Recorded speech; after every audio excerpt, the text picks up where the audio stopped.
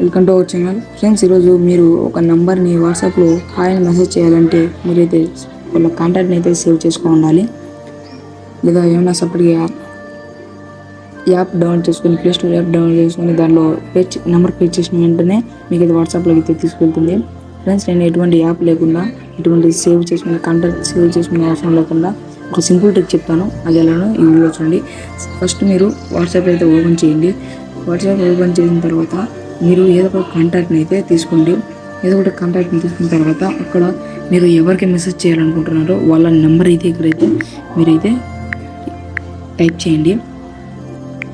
Type చేసిన వెంటనే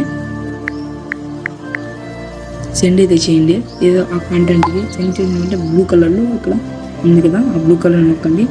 ఇక్కడ 3 ఆప్షన్స్ వచ్చాయి. చాట్ విత్ నెంబర్ వస్తుంది, call WhatsApp, add to contacts. ఇప్పుడు చాట్ విత్ అనే నెంబర్ మీద క్లిక్ చేస్తే మీకైతే డైరెక్ట్గా అయితే మీకైతే వస్తుంది.